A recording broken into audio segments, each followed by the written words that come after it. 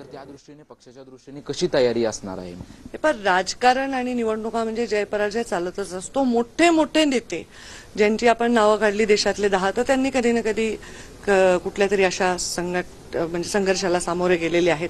त्यामुळं माझा पराभव झाला 19 मध्ये विधानसभेमध्ये. आता जी निवडणूक होती ती निवडणूकच वेगळी होती. मी त्याला पराभव मानतच नाही. मी उलट मानते विजय, की अशा परिस्थितीमध्ये 6,75,000 काहीतरी मतं मी घेऊ शकले आणि मला 10 मतं म्हणजे यादी केली देशातल्या सर्वोच्च मतांची, तर ती मतं आपल्याला मिळाली अशा कठीण परिस्थितीत. आणि त्याचा मला अभिमान आहे की ज्या पद्धतीने ती निवडणूक आम्ही कॅरी केली आणि लोकांनी आम्हाला सहकार्य केलं. थोडक्यात घासून तो पराभव झाला, त्यामुळे मी त्याला माझ्या पराभवाच्या ह्याच्यात मानत नाही. आपल्या संस्कारांना न सरेंडर करता, कोणाविषयी काही अपशब्द न बोलता, कुठल्याही प्रकारच्या लोकांमध्ये भेदभाव न करता ती निवडणूक लढायचा जो प्रयत्न आम्ही केला त्याला यश आलेलं आहे आणि तेच भविष्यात चित्र असावं अशी माझी अपेक्षा आहे. आता येणाऱ्या निवडणुका चॅलेंज आहे आम्हाला, पण ते चॅलेंज आता वरच्यावर सोपं होत जाणार आहे. कारण कालच्या निवडणुकीमध्ये आम्ही आधी आत्मविश्वासातच होतो महायुती म्हणून, आणि कालच्या निवडणुकीमुळे त्याच्यात शिक्कामोर्तब झालेला आहे. रिअल दिसतोय आता विजय मला समोर. महिलांच्या प्रश्नांचे कशा पद्धतीने वाच्यता करणार आहात? कारण की महिलांचे अनेक प्रश्न राज्यामध्ये आहेत आणि मुख्यमंत्री लाडकी बहीण योजना देखील राज्य सरकारने या अर्थसंकल्पामध्ये मांडलेली आहे. तुम्ही मध्य प्रदेशमध्ये ज्यावेळेस तुम्ही राष्ट्रीय पक्षाचं काम करत होतात त्यावेळेस तुम्ही जवळून ती योजना बघितलेली आहेत. मग पुढची रणनीती या संदर्भात कशी असणार? कारण की विधानसभेला या योजनेचा मोठ्या प्रमाणात फायदा होणार आहे असं अनेक जण म्हणतात.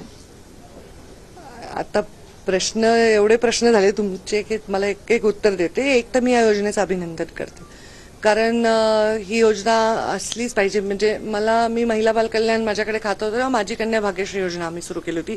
ती अशीच होती की मुलीचा जन्मदर वाढवावा, आणि आम्ही ज्या तालुक्यातून माझ्या बीड जिल्ह्यात एक तालुका आहे त्याच्यात राज्यात सर्वाधिक स्त्रियांचं प्रमाण कमी होतं, आणि त्यामुळे एक जिद्द मी पकडून तेव्हा असे निर्णय घेतला होता आपण ह्याच्यावर खूप काम करायचं. आणि आम्ही तेव्हा 701 मुली होत्या 1000 मुलांच्या मागे. तेव्हा आम्हाला त्या 948 पर्यंत वगैरे आम्हाला तो आकडा नेता आला. एक चांगलं काम करू शकलो. तेव्हापासून मुलींचा जन्मदर वाढावा आणि मुलींना आणि महिलांना सन्मान मिळावा याच्याविषयी मला प्रचंड नेहमी लहानपणापासून तो विषय आवडतो.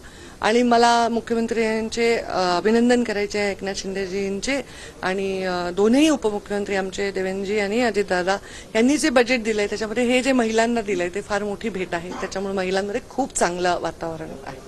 एक शेवटचा प्रश्न, ज्या तुम्ही बीड जिल्ह्यातून येता त्या बीड जिल्ह्यामध्ये आपण जर पाहायला गेलं तर मोठ्या प्रमाणामध्ये आरक्षणावरून वाद आहे. तो वाद लोकसभेमध्ये हा वाद बीड जिल्ह्यामध्ये असं म्हणणं अयोग्य ठरेल. हा वादच नाही. हा मुळात ही मागणी आहे एका समाजाची, आणि एक समाजाचं म्हणणं आहे की आमच्यावर अन्याय होऊन.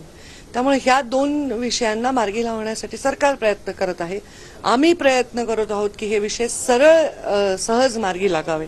तर त्याच्यामध्ये वाद असण्याचं कारण नाही. बीड जिल्ह्यात कसं वाद असेल जर आरक्षणाचा विषय एकट्या जिल्ह्याचा थोडीच आहे, सगळ्यांचा आहे. जास्त करून त्या ठिकाणी जातीपातीमध्ये अनेक असं म्हणणंच चुकीचं राहील. हा जो प्रश्न आहे तो सर्व जिल्ह्यांचा आहे, सर्व राज्याचा आहे. धन्यवाद आमच्याशी बातचीत केल्याबद्दल. आपण पाहतोय की पंकजा मुंडे यांचा काल विजयी झाल्यानंतर महायुतीचे 8 उमेदवार आहेत त्यांचा देखील विजय झाला होता, परंतु पंकजा मुंडे यांच्या कार्यालयाच्या बाहेर मोठ्या प्रमाणात कार्यकर्त्यांनी गर्दी केलेली आहे आणि कार्यकर्ते जे आहेत ते शुभेच्छा घेऊन पंकजा मुंडे यांच्या कार्यालयामध्ये